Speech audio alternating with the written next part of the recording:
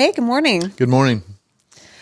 Here we are, season 2, Episode two. Yep, and still doing guests. I'm excited about our guests today.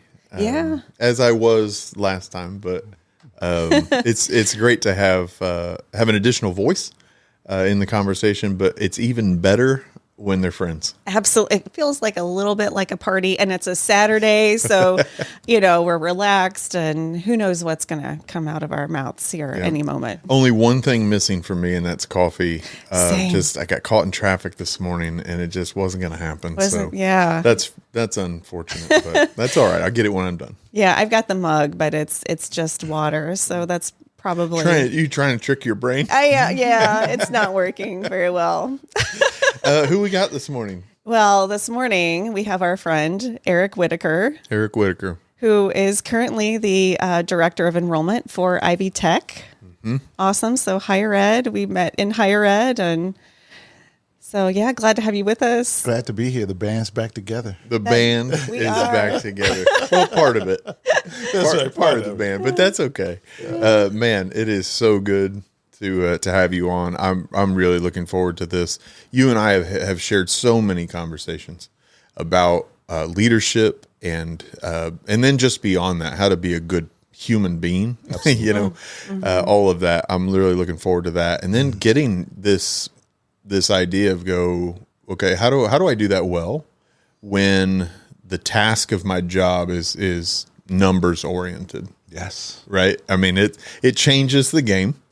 It doesn't have to change you as a person, I'm sure. So we're going to get into that. Yeah. And enrollment, like we've talked about here before, enrollment can be so task oriented. Absolutely. And process driven and all of that. So being able to incorporate, the humanity within that can be a challenge, but with good people, I'm excited to kind of dive into that and unpack that a little bit. Yeah. So let's just make sure our audience, we know who you are. But let's make sure our audience knows who you are. Tell us a little bit about you're working in enrollment, but give us some background on Eric Whitaker and the man and the leader. Well, here's what's important to know. I didn't grow up here, right? I grew up in Alabama. That's important to know about who I am because, that Southern upbringing is kind of woven through my own DNA and who I am. And so I came here after a stint in the military. So I was on active duty for a total of 10 years, Army. But after my first 7 years, when I got out, after my mom died, I came here. And so I've been here for quite a long time now. Mm-hmm. But my story is important to know that that's where it began.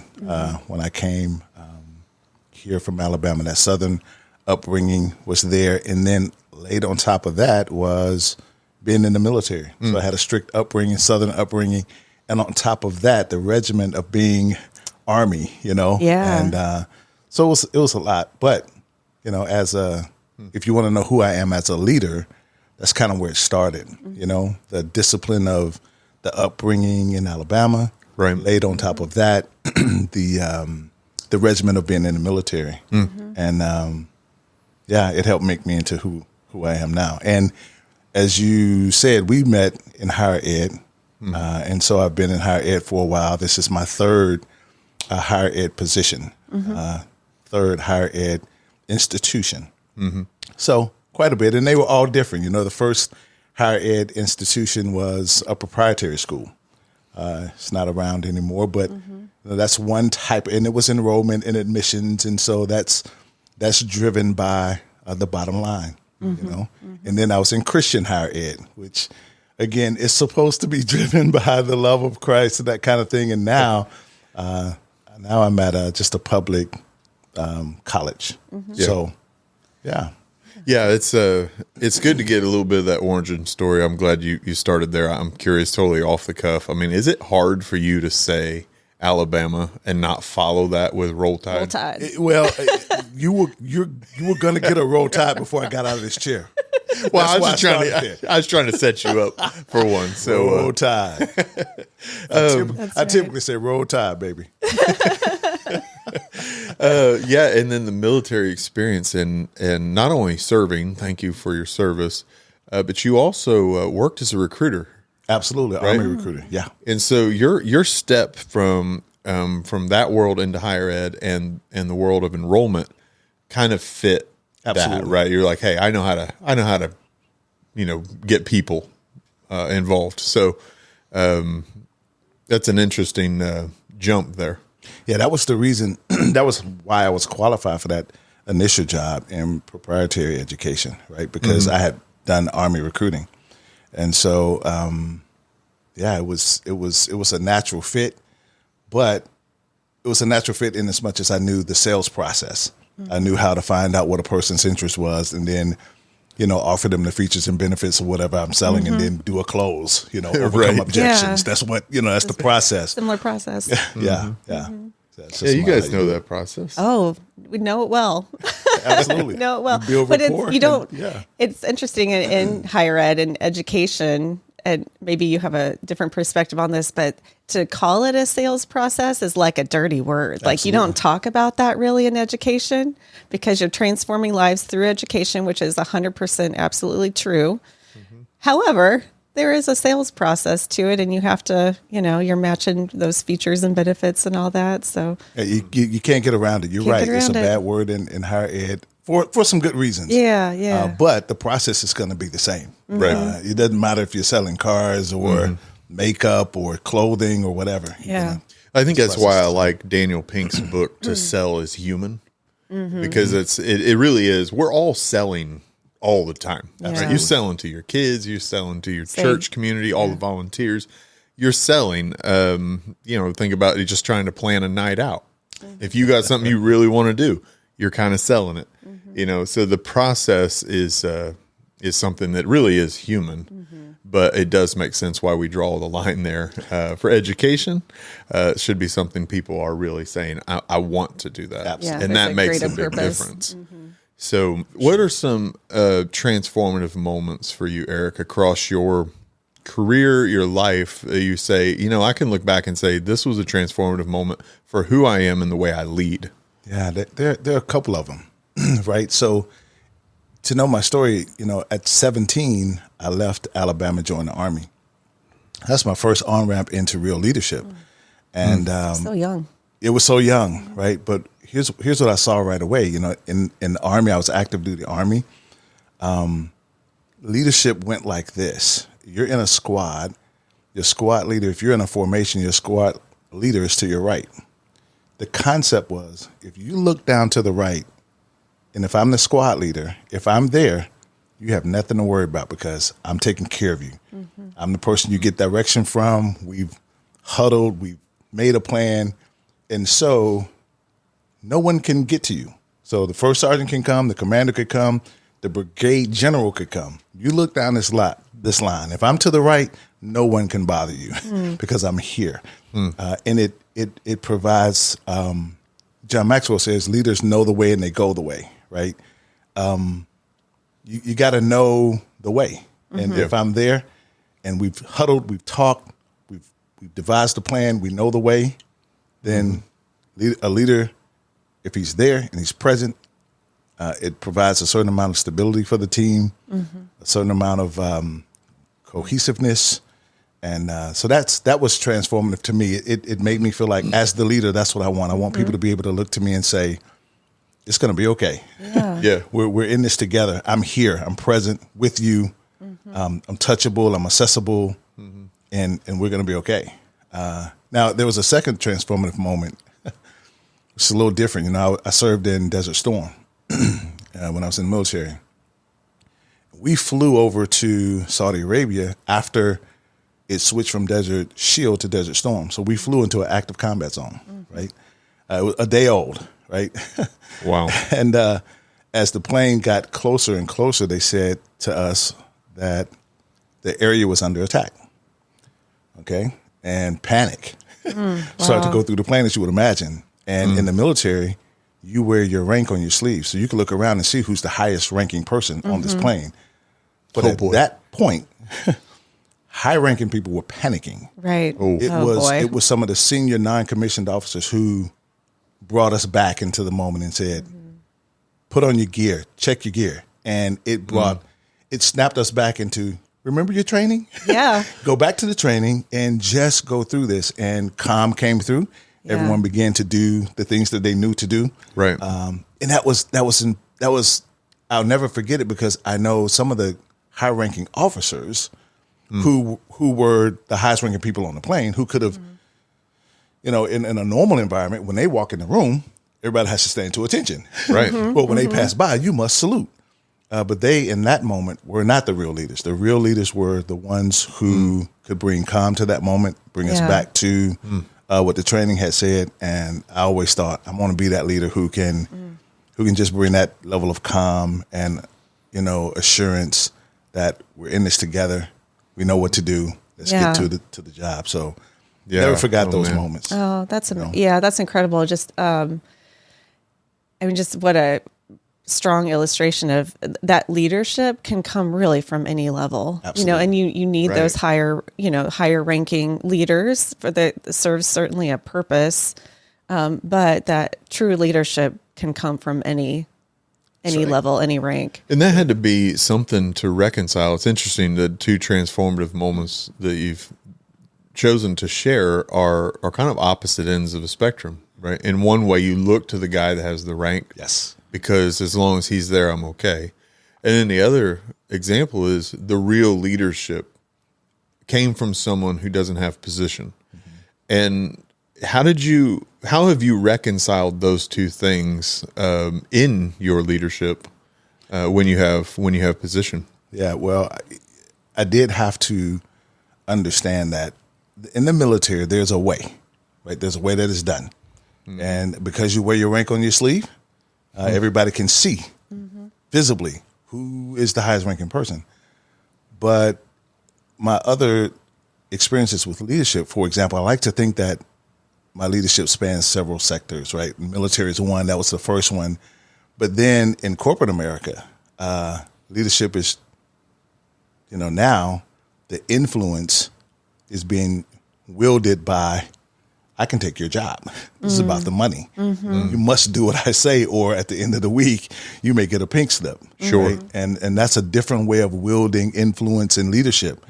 And then, I led in the nonprofit world, which yet again is different. Now you're leading people based on, here's a common goal that we have. Often in nonprofit, you may be leading volunteers who don't care about your rank and your title, and you're not paying them. So the money is not a motivation. Mission only. It's only mission. Right. And so just reconciling all of those in order to see, how do you really lead people? Right. Because at the end of the day, it's not about the rank and it's not about the money. What's it really about? Yeah, I was curious, like just with those early experiences with leadership through the military, like through your career, how has that changed at all, or how have you had to sort of maybe adapt to different situations? Like, do you think that I'm just curious how your leadership and your view of leadership has evolved, since then? Yeah, well, like we were saying, the leader often isn't the person who has the position, right? So there you can lead from the middle for sure. So the team that I have now, we had to build this team, right? So now that we've built the team, it's now you can begin to see who are the real leaders, who are the people who have influence. Because I, as the director, can call a meeting and I can set the play, I can cast the vision, I can give the direction. But that meeting after the meeting. That's the important one. That meeting after the meeting. Who leads the meeting after the meeting, right? Who is it that I need to call in and ensure they are 100% on board and that they feel seen and heard and part of the team, so that when the meeting after the meeting occurs, it doesn't derail what the big vision is. That's so good, Eric, because I think it takes a while for a leader to take that from a cognitive understanding to a lived understanding. And the reality of understanding it, just because I'm the leader, even if I am an effective leader, just because I'm an effective leader does not mean I have the largest circle of influence. That's right. And that is a humbling moment. And if you can lean into that concept and recognize those circles of influence and really begin to pour into, not manipulate, but pour into that individual that has that, and pull them in to a place where their vision is looking like yours, right? And yours like theirs.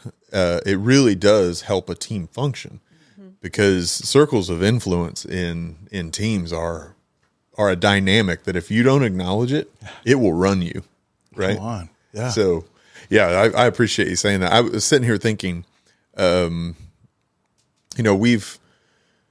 been unpacking the human experience. One of the things that I chose to do when, we used to work together. One of the things I chose to do when I left there was to teach others how to lead well. To do that, we had to kind of cook that down. What does that even mean? And what I really was embracing in that is that what it really means to lead well is to understand that everybody is human. Yeah. And if we start there, it changes the way that I lead. But I've been processing this more and more, and I'm doing a manager training seminar here coming up, and that got me thinking about this idea that I've been in charge of people. I've been in charge of teams for 28 years. And under my own assessment, I have only been leading for 18. And it really started to help me pull it apart.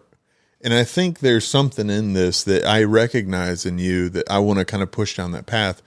Like, you hear me say that. What does that mean? Because we're similar. We're very similar. And what does that mean to you when you say, how do you differentiate?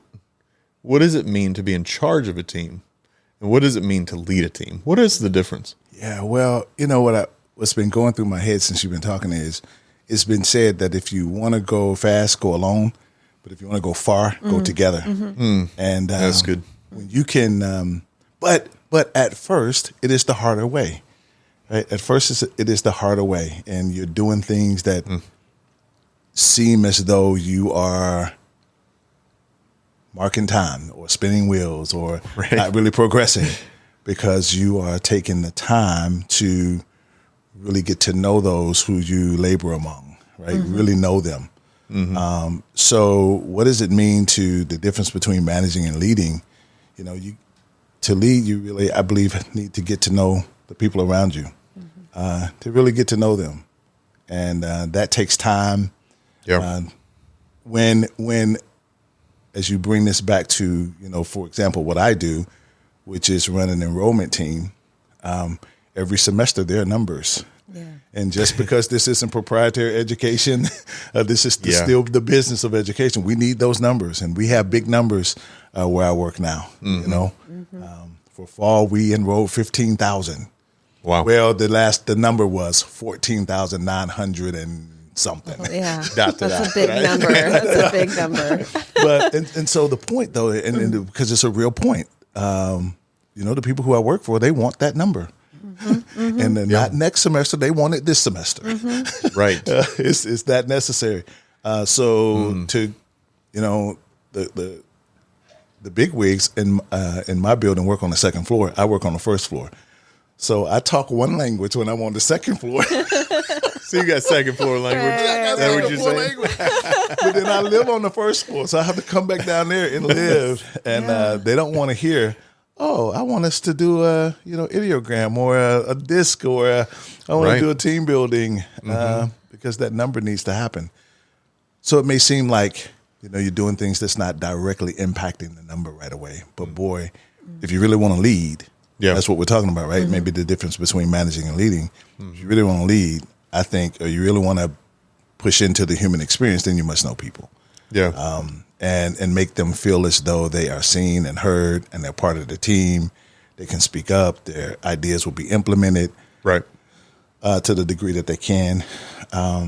Well, in short, we manage things, and we lead people for sure. Right. I mean, that's the short way to get there, but it is tough, and it's a balance for sure. And both of you work in this world of admissions, enrollment, and pipelines got to be full. Absolutely. And then they have to produce. It's hard to adopt. We've said, and it's come up in other episodes, slow is fast and fast is slow. But it's hard to be slow to get to fast when you've got 2 floors, right? That's right. Yeah, You got not pressure. two languages, That's right. 2 languages. two cultures in a lot of ways, and those things matter. You mentioned, you worked in Christian higher ed, and it should be about the love of Christ and all this. But the truth is, the love of Christ doesn't pay bills. Come on. Right? Yeah. And that's a reality that Christian higher ed wrestles with. How do we balance that? And I think what I've learned is it can be done. And I think that is the part is how do I live out who I am in character and the value that I see in people and also get things done. Absolutely. Right. It's doable. But let's talk about maybe a more specific question than what we had prepared is, and if this is an unfair question, then just nod at Erica. She'll talk for a little bit, give you a minute to think. But I'm curious about the mental and emotional processes, right? I think this is a bit like we want to be real. We want to be practical. Anybody that's watching this, I don't want them to go, oh, that's great. He's got it figured out.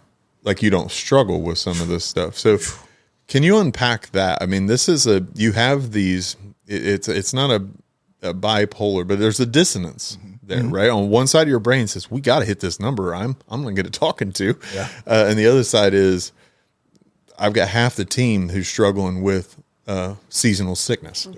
Right. So absolutely. Walking down the stairwell from the second floor to the first floor. Yeah. What is Take that? us on a journey, Eric. I will, because it's interesting. I've been where I am now for a little over a year and a half. I've had to build the team, right?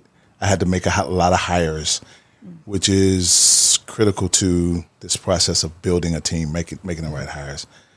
Had to make so many hires that it got to the point where I could no longer choose people who had higher ed experience.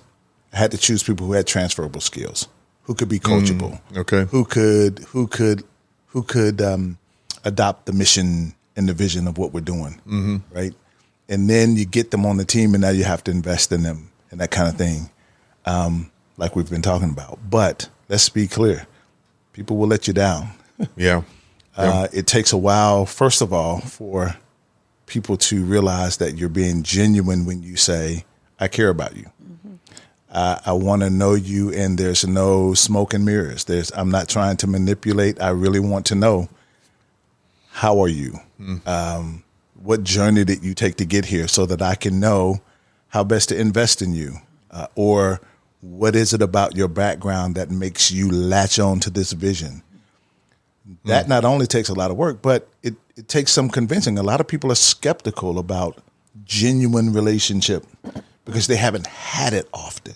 Right. Or they've had people to say one thing and do another, or say I have your back until, the people come from the second floor cleaning the house, and now you turn, everybody is turning their backs on each other. So people have even recently, really let me down, people who I've invested a lot in. And that can be hard, but this choosing to lead this way can be vulnerable. You have to let your own guard down and let people in. You have to work hard to gain people's trust so that they can let their guard down to let you in, so that we could have this more full experience that's much more rich. But make no mistake, if you choose to do this, people can let you down, and it's hurtful on a personal level.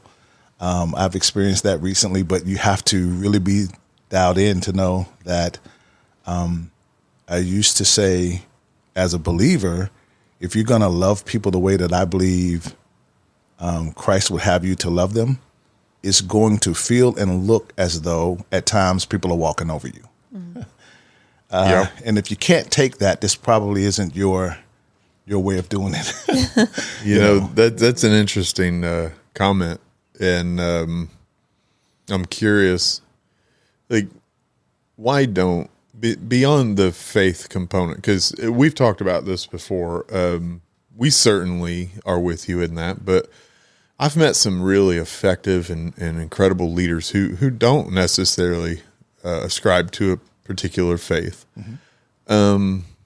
So besides the faith side of it, why don't leaders do this? Why don't leaders do what you're describing? What stops them? It's harder. It's easier, I believe, to whip out a job description and say, hey, this is what's required. You meet it or you don't. And this is what you judged on, and it doesn't matter, if, seasonal effectiveness is, the days are getting shorter and now you just don't have the energy or you don't have the drive or the or something very basic like your kid is sick. Right. Right. Or, I have a team member was hospitalized all last week, and it's going to take that team member a minute to get back on her feet. Yeah. I mean, we've all had the flu for like a day or two, and then you're struggling for a week after that. You can imagine being out for a week. Yeah. The process. Yeah. It's harder. So tell me about the other, and then Erica. I did it. I did it. Here we go. How long was it going to be into this process before I called you Eric? This is why. You two should not be in the same room together. Before Erica takes us where she wants to go, you talked about, people are hesitant, right? To when you ask questions like, what motivates you to get behind this vision? Questions like that, they're hesitant to really tell you the real why. Or to even share anything into their personal window. How do you, as a leader, how do you help that process? How do you facilitate their trust, their willingness to be vulnerable? How do you facilitate that? Have you found that it's effective? Well, I think, number one, it takes time. Sure. It's going to take time, and I think it's the small things over time. And it has to be demonstrated by me, the leader, right? So it has to go beyond this is what I'm saying to this really is who I am. This is how I do it. And so there are times when I think they need to see it demonstrated from me. And so right now, I don't have a lot of student interaction. My position doesn't require me to be out at our front desk or on the virtual front desk or assisting students. But what I hope they see is they see those concepts being offered to them. The concepts of, I see you, I'm concerned about you. One thing that we learned, and I got this from you, Adam, we recognized when we worked together that students were leaving in two ways. They were leaving quickly and quietly. Yeah. And so we recognized that we needed to, they didn't have a sense of belonging. And we wanted to offer to them, you belong here. And what we recognized as the student success team was we recognized we can't offer what we don't have. So if we don't feel as though we belong, we can't offer the belonging. So my job now is to try to make the team feel as though they belong. So now I have to do things like listen to them, ask them the right questions, validate their concerns and who they are, let them know that I don't have all the answers because no one of us is as smart as all of us. So let's, I like that. Come on, man, let's get together and use the collective intelligence of the group to solve problems. And so when they can see that demonstrated in me towards them, now we have something that we could offer to students. Yeah. But it's the harder way, no doubt about it. That's so good. Go slow to go fast, like we've talked about. I'm curious, like you mentioned, like when we were talking earlier, your team now is 27, 28-ish and building that up. And I was just curious, that I imagine there's a lot of newer folks on the team and then a mix of more seasoned individuals as well. And just how have you, balanced that and wrangled that with leadership? Because I would imagine, the type of leader you need to be to that person might be a little bit different from someone who, is new to the mission and everything. Erica, that's big. That is huge because I was very intentional on creating a diverse team. And all the ways that you can. And so you're right. There are people who have more experience than others. There are people who have different backgrounds and beliefs, and it is a challenge. It can be a challenge. You know, you can have this, you know, high, lofty idea of what bringing different people together. But where I work, we serve a diverse population. And so you have to be ready for, you know, a couple who may come and want enrollment information, and the woman is not allowed to speak. Right. Because of their culture. Right, right. Or, you know, different cultures have the volume set at different levels. So some people come, their volume is Adam, I'm telling you, man. Are you talking about white folks? Come on, Eric. Just say it like it is. Are we loud? No.